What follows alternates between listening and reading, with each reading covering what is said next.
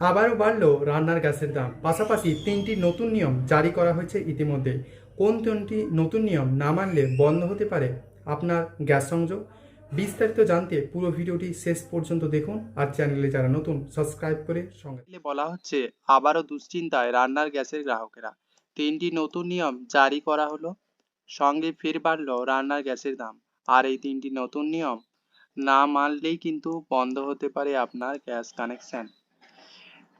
তো মেন বিষয় যেটা বলছে বাতিল হবে গ্যাসের সংযোগ।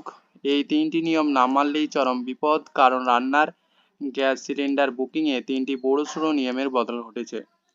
আর এই নিয়েই থাকবে আলোচনা। এর পাশাপাশি আমরা আলোচনা করব যে 3 মাসের মধ্যে দ্বিতীয়বার ফের দাম বাড়লো রান্নার গ্যাসে। অর্থাৎ তিনটি নতুন নিয়ম নিয়ে যেমন আলোচনা করব, এর পাশাপাশি রান্নার গ্যাস বৃদ্ধি নিয়েও আলোচনা করা হবে। এর আগে বাণিজ্যিক গ্যাসের দাম বেড়েছে একাধিকবার, তবে এই নিয়ে 3 মাসে কিন্তু দ্বিতীয়বার রান্নার গ্যাসের দাম বাড়লো। কত টাকা দাম বাড়লো দেখা যাক। গত 1 জুন থেকে কলকাতায় সিলিন্ডার পিছু বাণিজ্যিক গ্যাসের দাম 53 টাকা 50 পয়সা বৃদ্ধি পেয়ে হয়েছে 3255 টাকা 50 পয়সা। এর ঠিক 5 দিনের মাথায় ফের দাম বাড়লো 14.2 কেজি সিলিন্ডারের, অর্থাৎ ঘরোয়া যে রান্নার গ্যাস তার। এতদিন এতদিন পর্যন্ত বারে বারে দাম কমানো বাড়া করেছে বাণিজ্যিক গ্যাসের, তবে এতদিন পর্যন্ত নিয়ন্ত্রণেই ছিল রান্নার গ্যাসের দাম। তবে এবার 3 মাসে দ্বিতীয়বার বেড়ে গেল রান্নার গ্যাসের দাম। কিন্তু এবার আন্তর্জাতিক বাজারে অস্থিরতা এবং সরবরাহজনিত সমস্যার কারণে 3 মাসের মধ্যে ফের সিলিন্ডার পিছু 29 টাকা বেড়েছে। গতকাল দেশের রাজধানী নয়াদিল্লিতে সিলিন্ডার পিছু 29 টাকা দাম বেড়েছে। দাম হলো 942 টাকা। এর আগে ছিল 913 টাকা। গৃহস্থালী রান্নার গ্যাসের পাশাপাশি বৃদ্ধি পেয়েছে 5 ও 10 কেজি সিলিন্ডারের দামও, যেখানে কিন্তু 5 কেজি সিলিন্ডার 10 টাকা 50 পয়সা বেড়েছে এবং হয়েছে 358 টাকা 50 পয়সা, আর 10 কেজি দাম বেড়ে হয়েছে 691 টাকা 50 পয়সা।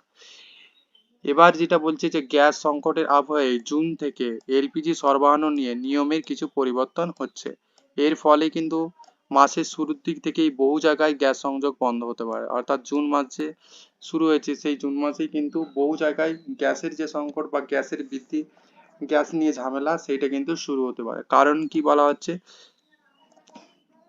কারণ এখানে যেটা দেখানো হচ্ছে যে বহু জায়গায় গ্যাস সিলিন্ডার সংযোগ বন্ধ হতে পারে।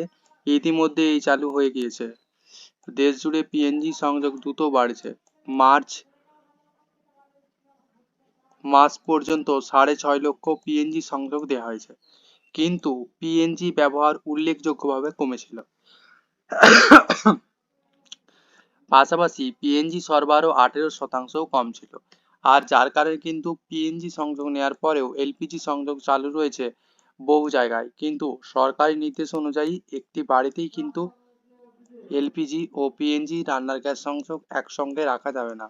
অর্থাৎ এমন বাড়ি যদি থেকে থাকে তাহলে সেই বাড়ি থেকে কিন্তু যে কোনো একটি কানেকশন বাদ দিতে হবে। সেক্ষেত্রে কড়া পদক্ষেপ করতে পারে সরকার। এক পরিবার এক গ্যাস সংযোগ নিয়ম অনুযায়ী, এবং এই নিয়ম অনুযায়ী কিন্তু কোনো পরিবারের পিএনজি সংযোগ থাকলে 30 দিনের মধ্যে কিন্তু এলপিজি সংযোগ বন্ধ বা জমা করার কথা উল্লেখ করতে হবে। সরকারি নিয়ম অনুযায়ী কোনো গ্রাহক যদি অন্যত্র স্থানান্তরিত হন, সেখানে পিএনজি সংযোগ না থাকলে এলপিজি সংযোগ আবার চালু করতে পারেন। অর্থাৎ পিএনজি চালু করলেই কিন্তু এলপিজি সংযোগ পুরোপুরি হারিয়ে যাবে না, প্রয়োজনে আবারও চালু করা যেতে পারে। জুন থেকে সিলিন্ডার বুকিংয়ে নয়া নিয়ম চালু হচ্ছে। যেই নয়া নিয়ম অনুযায়ী কিন্তু একটি পরিবার বছরে সর্বোচ্চ 12টি ভর্তুকিযুক্ত রান্নার গ্যাস সিলিন্ডার পাবে। যদি 12টির বেশি রান্নার গ্যাস সিলিন্ডার লাগে, সেক্ষেত্রে কিন্তু বাজার দর অনুযায়ী কিনতে হবে। পাশাপাশি নতুন এলপিজি সংযোগ নিতে হলে security deposit, set up charge দিতে হবে। রেগুলেটর ইনস্টলেশন চার্জ যুক্ত থাকবে। পাশাপাশি কোনো পরিবার একসঙ্গে পিএনজি ও এলপিজি সংযোগ রাখতে পারবে না। দুটো থাকলে একটি বন্ধ করবে সরকার। সম্ভবত একটি বলতে এলপিজি সংযোগটাই কিন্তু বন্ধ করা হবে বলে বোঝা যাচ্ছে, কারণ এলপিজি রান্নার সিলিন্ডারে যেহেতু বিদেশ থেকে আমদানি হয়, সেক্ষেত্রে এই যে সংযোগটি বন্ধ হওয়ার সম্ভাবনা রয়েছে। এই ছিল একটি লেটেস্ট আপডেট। তো এইরকম ধরনের লেটেস্ট আপডেটের জন্য অবশ্যই ফলো করে সঙ্গে থাকবেন। ধন্যবাদ।